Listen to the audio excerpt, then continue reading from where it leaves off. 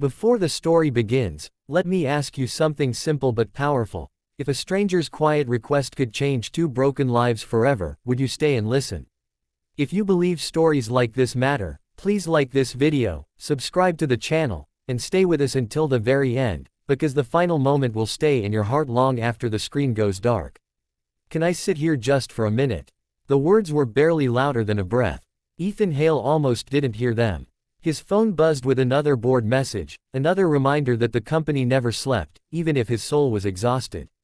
He sat on a long wooden bench outside the hospital cafe, the kind of place where time felt heavy and conversations were whispered.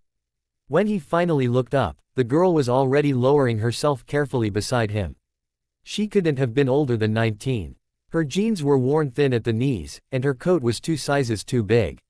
Where her left leg should have been, there was a smooth prosthetic, scuffed and scratched from years of use. She kept her eyes on the ground, as if apologizing for existing. "I won't be long," she added quickly, afraid he might object.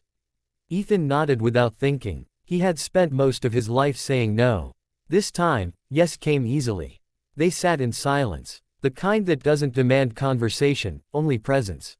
People passed by, nurses with tired faces, families holding paper cups of bad coffee. The smell of antiseptic mixed with rain from outside. Ethan closed his eyes for a second, rubbing his temples. "You look like you haven't slept," the girl said suddenly, her voice soft but honest. He opened his eyes, surprised.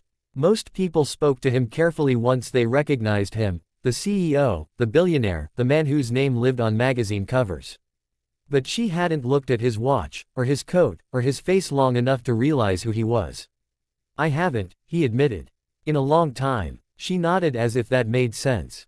Hospitals do that to people. That was when he noticed the small backpack at her feet and the hospital wristband still on her arm. "Are you waiting for someone?" he asked. She hesitated. "I was," she said. "Not anymore." There was pain in that pause, the kind that didn't need details. Ethan felt something shift in his chest. He had buried too many feelings under contracts and deadlines, but grief always recognized its own. "I'm Maya," she said after a moment. "By the way, Ethan." She smiled faintly, then seemed embarrassed, like smiling was a habit she no longer trusted. Her eyes flicked to his leg, then back to his face. "Thank you for letting me sit," she said. "Most people move away when they notice." Ethan frowned. "Why would they?" She shrugged. "Pity makes people uncomfortable. And scars remind them that life doesn't promise fairness." He looked at her prosthetic again, really looked this time. Not with curiosity, but with respect. "You're beautiful," he said, without thinking. The words landed between them, fragile and honest. Maya stiffened, clearly expecting a joke or something cruel. When she saw his expression, her eyes filled with tears she clearly hated. "People don't say that," she whispered. "They should," he replied. "Because it's true." She wiped her face quickly. "I lost my leg when I was 11. Car accident. Drunk driver. My mom died that night too."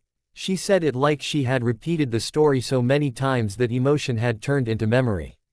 "I grew up in foster homes. Learned to walk again. Learned to fall without crying where anyone could see." Ethan swallowed. His own pain felt suddenly small, yet deeply connected. "My wife died 3 years ago," he said quietly. "Cancer. We tried everything money could buy. Turns out love doesn't come with refunds." Maya looked at him, really looked now. "I'm sorry." They sat there, two strangers stitched together by loss. Minutes passed. Then more. Something gentle settled in the space between them. "I come here to play the piano in the lobby," Maya said.